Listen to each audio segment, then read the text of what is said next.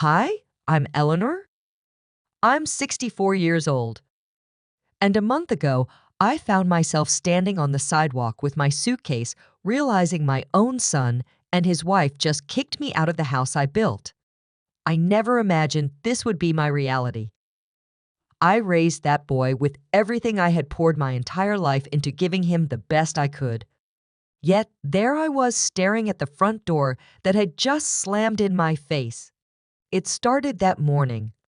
I was sitting at the kitchen table sipping my coffee like I had every day for the past 15 years. David walked in with Jessica right behind him. They didn't even look at me the same way anymore. Jessica crossed her arms, and David wouldn't meet my eyes. I could feel it in my bones before they even spoke. Something heavy, something final. Then Jessica said, "It's sharp and without flinching. You don't work. You don't help. You're just dead weight now." My heart dropped. I blinked, hoping I misunderstood, but then David chimed in, his voice colder than I'd ever heard. "Mom, we need the space. We're starting our own life. You'll figure it out." I sat there frozen, gripping my mug so tightly my knuckles turned white. My mind raced, but no words came out. I wasn't prepared for this. How could anyone be prepared for something like this? Jessica didn't wait for me to respond. She started gathering my things like she had been waiting for this moment for months. My coat was tossed onto the couch. A small box with random items sat near the door. My old brown suitcase, the one with a broken zipper, was dragged out from the closet like it was some kind of trash being taken out. David stood in the doorway watching. His arms were crossed. His face wasn't angry. It wasn't sad either. It was blank, as if I were a stranger, an inconvenience, something that needed to be handled. I tried to hold on to some shred of dignity. I stood up slowly, ignoring the sting in my knees, and walked to the door. Every step felt heavier than the last. My ears burned. My chest tightened like someone was sitting on it. When I reached for the suitcase handle, my fingers trembled. I glanced back, hoping, praying that maybe David would change his mind. Maybe he'd remember who I was. Remember everything I had done. Everything I had sacrificed. But all he said was, "You'll figure it out." Like I was some stray cat that could just wander off and survive on scraps. I swallowed hard. I could feel the sting of tears, but I refused to let them fall. Not in front of them. Not in front of the people I once called family. Jessica didn't even bother to hide her relief. Her lips curled into something that wasn't quite a smile, but wasn't far from it. She held the door open wider, waiting for me to leave. So I did. I picked up that suitcase. It was heavier than I remembered. Maybe because it carried more than clothes that day. It carried the weight of every broken promise, every forgotten memory, every thankless sacrifice. I stepped outside. The air was cold. Not just from the weather, but from the way the world suddenly felt empty, unfamiliar, like it had shifted beneath my feet. The door slammed behind me with a thud that echoed louder than any argument we had ever had. I stood there staring at the house I helped pay for, the house where I raised my son, the house that held every birthday, every scraped knee, every bedtime story. Now I wasn't welcome there anymore. I looked down at my hands gripping that suitcase. They were the same hands that once held David when he was a baby, the same hands that packed his lunches, paid his bills when he was drowning in debt, helped him buy his first car, and covered his tuition when he couldn't. And yet here I was, alone, standing on the sidewalk like I didn't matter. Neighbors walked by pretending not to notice. Maybe they had heard the yelling. Maybe they didn't want to get involved. Either way, I was invisible now. For a long moment, I just stood there, completely still, completely stunned. Then, without saying a word, without looking back, I pulled the suitcase handle and started walking. One foot in front of the other, away from the house, away from the people I once believed would always be there for me. I didn't know where I was going. I didn't know what came next. All I knew was I wasn't welcome here anymore. As I walked away from that house, every step pulled me deeper into memories I tried so hard to bury. I wasn't always this woman with a suitcase and nowhere to go. I used to be someone strong, someone who built an entire life out of nothing but sheer determination. I was only 30 when my husband died. It was a sudden accident, one of those phone calls that shatters your world in a single breath. David was just 10 years old. He didn't even understand what it meant at the time. He just kept asking when Dad was coming home. I didn't have the heart to tell him that his father was never walking through that door again. But I also knew I didn't have time to fall apart. Rent still needed to be paid. Groceries still needed to be bought. And that little boy needed a roof over his head. So I got to work. Anything I could find. I was a cashier at the grocery store during the day. At night, I scrubbed floors at an office building downtown. On weekends, I picked up shifts at a diner waiting tables for people who never even looked me in the eye. There were nights I came home so exhausted, I barely remembered my own name. My hands were always cracked from cleaning chemicals. My back constantly ached from bending over floors. But no matter how tired I was, I always made sure David had dinner. I helped him with his homework even when I could barely keep my eyes open. It went on like that for years. One job, then another, and then another. Slowly, things got a little better. I worked my way up at the grocery store, became a supervisor, then a manager, but it still never felt like enough. I needed something bigger, something that could give David a real chance at life. At 35, I took the biggest risk of my life.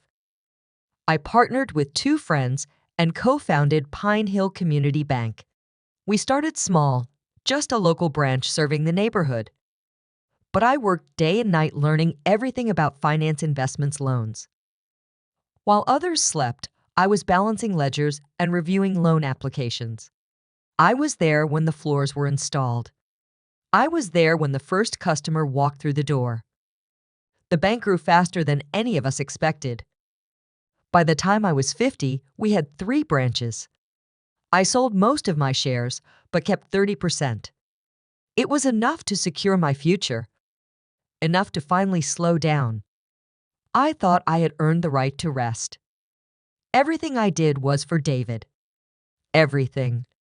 When he got into college but couldn't afford tuition, I wrote the check. When he wrecked his car and needed a new one to get to work, I co-signed the loan. Actually, I didn't just co-sign it. I paid it off when he fell behind. When he and Jessica got married, I handed them a down payment for their first house. I didn't hesitate. Not for a second.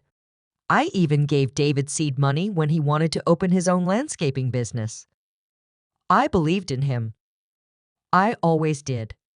Even when the business struggled, I was there. Another loan. Another check. Another quiet sacrifice.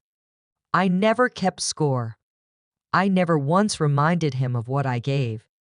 Because that's what mothers do. You give. You give until there's nothing left.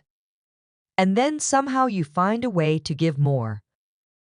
There were times when I could have taken vacations, bought a nicer car, or maybe finally renovated the kitchen like I always dreamed. But every extra penny went to David. His needs. His future.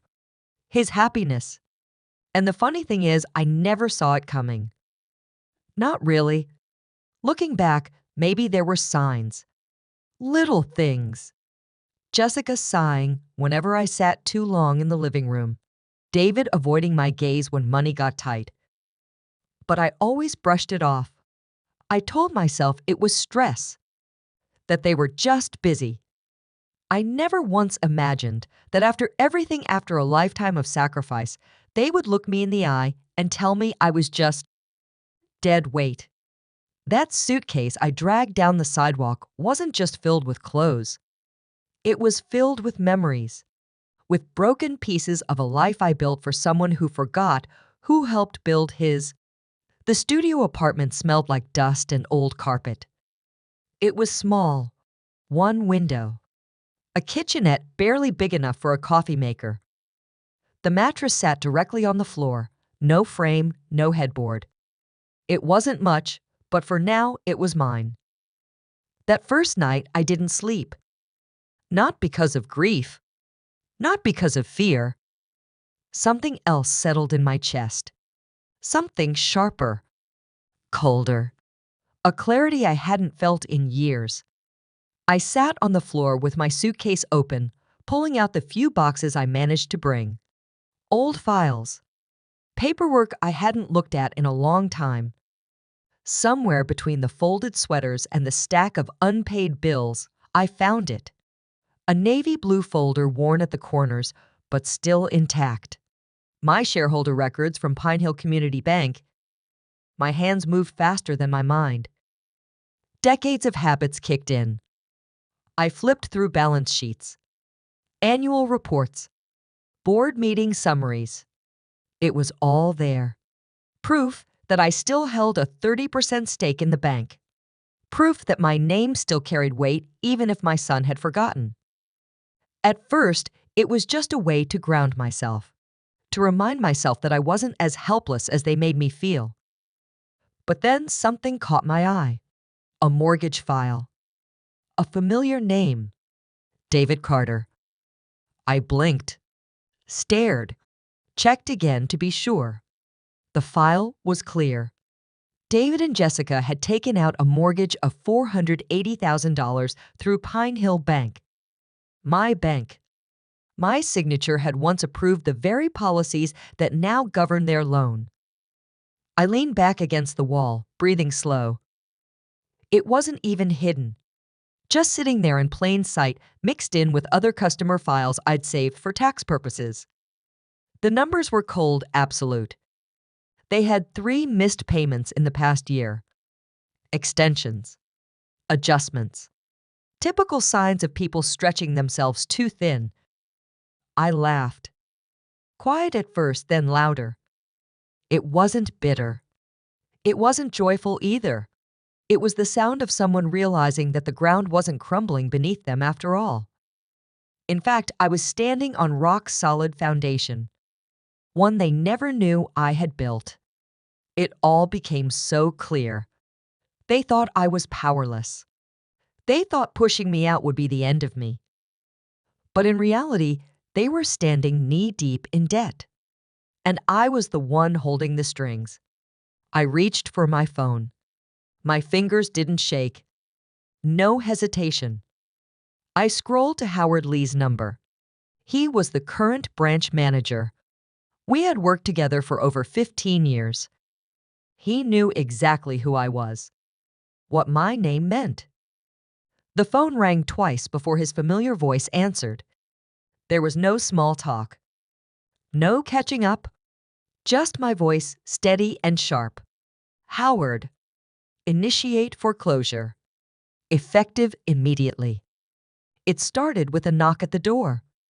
Not the usual friendly delivery guy or a neighbor dropping by. This knock was firm, sharp, official. Jessica opened it, expecting maybe a package, but instead a man in a crisp navy suit handed her an envelope. Heavy paper. Thick seal. The kind of envelope that never carries good news. She stood there frozen, reading the words printed in bold at the top. Notice of foreclosure. Her hands trembled as she flipped it open. David heard her gasp and rushed over. His eyes scanned the letter once. Twice. A third time, hoping the words would change. But they didn't. It didn't make sense. It couldn't be real.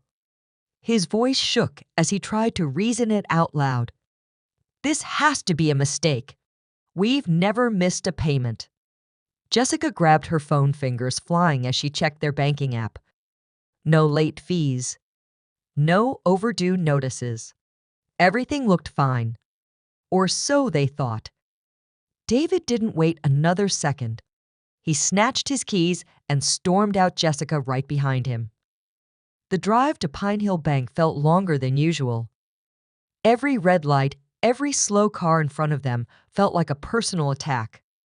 His grip on the steering wheel tightened with every block. When they burst through the glass doors of the bank, heads turned. Customers paused. The staff looked up, already sensing the storm coming their way. David slammed the notice on the counter.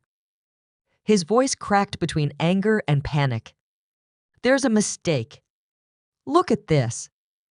We've never missed a payment. The teller didn't flinch. She typed quietly, scanning their account. Her face stayed neutral. Calm. Colder than David expected. She slid the paper back toward him and spoke softly. It's a decision from the board. Nothing personal. Nothing personal. The words hit harder than the notice itself. Jessica leaned over the counter, her voice rising. How can this happen? We've always paid on time. Always. David demanded to speak to someone higher. A manager. The branch lead. Anyone? But every response was the same. The decision stands. The process is already in motion. David felt the walls closing in. His heart pounded so loud it drowned out Jessica's frantic questions. His throat dried. His hands shook. He wasn't sure if it was anger, fear, or both. Every door he tried to open led to the same dead end. No explanation. No way out. Just cold practice smiles and a simple phrase that echoed in his head long after they walked out of that building. Nothing personal. The ride home from the bank was dead silent. David's hands clenched the wheel so tight his knuckles went white. Jessica sat beside him, frantically scrolling through her phone, refreshing their account, hoping for a glitch, a mistake, anything that would make this nightmare go away. But the numbers didn't lie. Their account was frozen. The mortgage flagged for foreclosure. The small investment property they owned was now marked for liquidation. Everything was unraveling faster than they could process. David stormed into the house, flung open his laptop, and dove straight into emails, bank records, legal documents. He scanned every line, every message, searching for a clue, some loophole. His heart raced. His fingers moved faster than his brain could keep up with. Jessica hovered behind him, breathing hard, whispering questions he didn't have answers for. Why? Who would do this? Why now? None of it made sense. They had always paid. They had always followed the rules. This was targeted, deliberate, personal. The realization hit David like a punch to the gut. Someone wanted this to happen. Someone with power. Someone who knew exactly where to hit. His eyes narrowed as he dug deeper, bypassing customer portals and opening the bank's secure client dashboard. An old login he shouldn't even have still worked. He clicked through the security logs, board meeting notes, transaction history. Then there it was. A security footage clip. He hit play.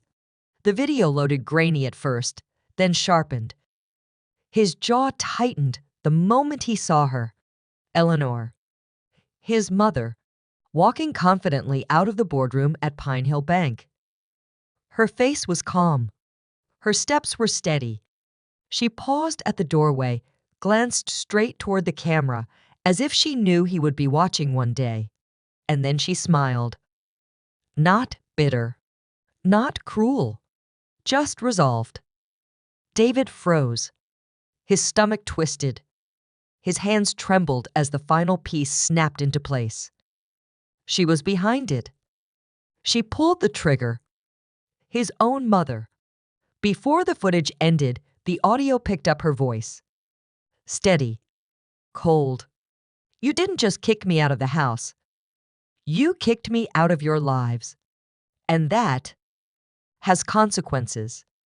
Jessica gasped. Her hand flew to her mouth. David shoved the laptop away, breathing heavy, his pulse pounding in his ears. The walls around them felt like they were closing in. Everything they thought they controlled was gone. And the person who took it was the same person they thought they had left behind. The next morning came with more than just foreclosure letters. It came with locks being changed. A team from the bank arrived with legal documents and a locksmith. The notice was taped right onto the front door in bright red letters. Foreclosed. Seized by Pine Hill Community Bank. David stood there watching in disbelief as they secured every window, every door. Jessica paced on the driveway, hands pressed to her head, her voice breaking as she tried calling anyone who might stop this. But every call led to the same response. The accounts were frozen. The loans were closed. There were no negotiations left. Even their savings, the little emergency fund they thought was safe, was inaccessible. Every penny tied to the house. Every asset linked to the mortgage. Gone. Word traveled fast in their neighborhood. People slowed their cars as they drove by. Some pretended not to stare. Others whispered behind hands, stealing glances out their windows. The same neighbors who once smiled and waved were now watching the spectacle unfold like a free show. Jessica collapsed onto the front steps, sobbing so loud it echoed through the cul-de-sac. Her perfectly curated life was unraveling right there on the front lawn. Her makeup smeared. Her hands shook. She kept muttering the same thing over and over. This cannot be happening. David wasn't far behind. His face red. His jaw clenched so tight it looked painful. His eyes scanned the street like he was searching for someone to blame. But deep down he knew. He knew exactly who did this. His chest tightened as a black SUV pulled up to the curb. A car he had mocked more than once. He remembered the day clearly. He stood in that driveway laughing as he told Eleanor that someone like her had no business looking at luxury cars. Told her she should stick to old sedans. Practical. Cheap. Meant for someone in her place. The door opened slowly.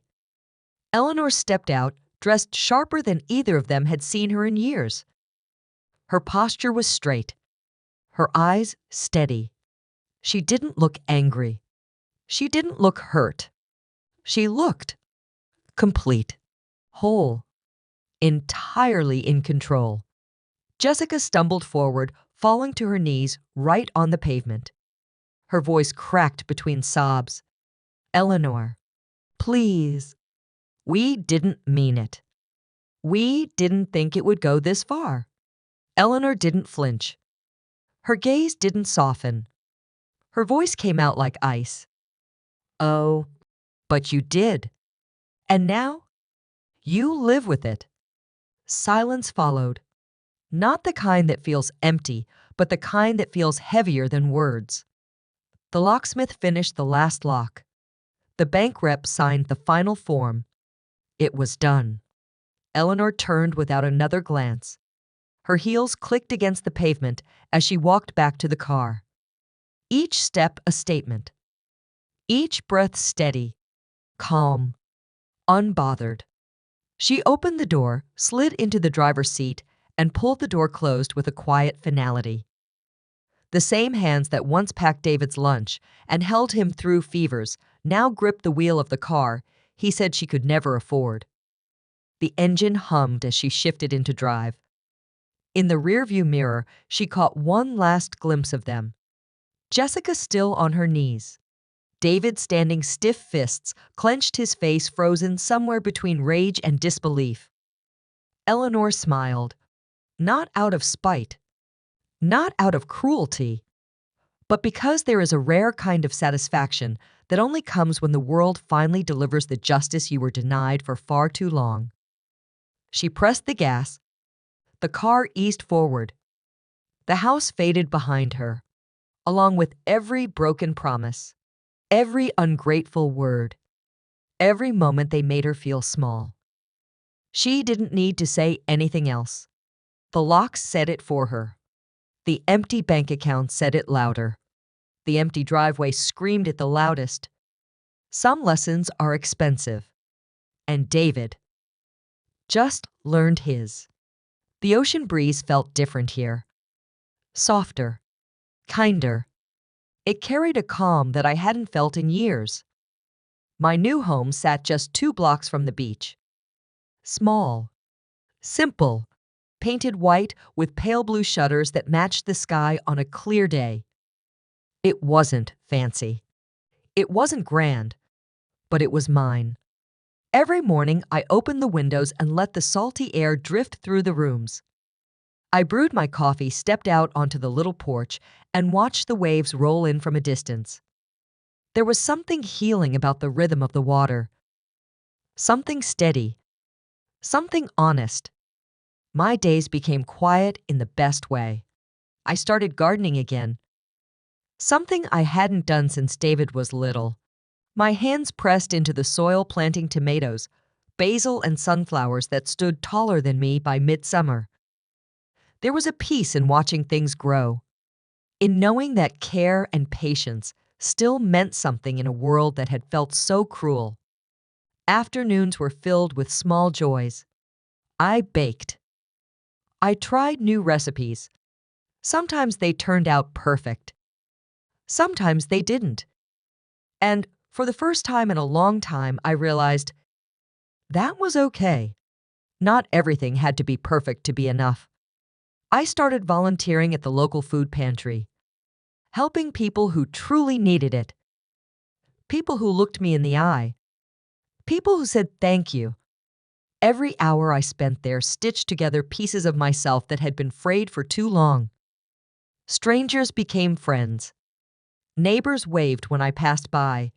There were no sharp words, no sideways glances, no heavy silence filling the space where love should have been. Just kindness. Just life simple and real. In the quiet moments, sometimes my mind wandered back to them. To David. To Jessica. To everything that happened. And it would be a lie to say it didn't sting. It did. Some days more than others. But that sting softened with time. It stopped feeling like a wound and started feeling like a scar. A reminder, not of what I lost, but of what I survived. I learned something sitting on that porch, watching the tide come in and out. Not everyone who shares your blood deserves to stay in your life. Family is more than DNA. It's respect. It's kindness. It's showing up for each other when it matters. Letting go wasn't easy. It never is. But somewhere along the way, I stopped carrying the weight of trying to fix what couldn't be fixed. I stopped mourning the version of them that existed only in my hopes. I built something new. Something quiet. Something safe. A life that didn't revolve around proving my worth to people who had already decided I had none. One evening, as the sun dipped below the horizon, casting gold and pink across the water, a thought settled over me. Soft at first, then solid. Sometimes, losing people isn't a tragedy. It's a blessing in disguise.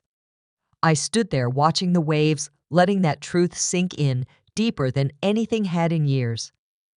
And for the first time in a very long time, I felt free.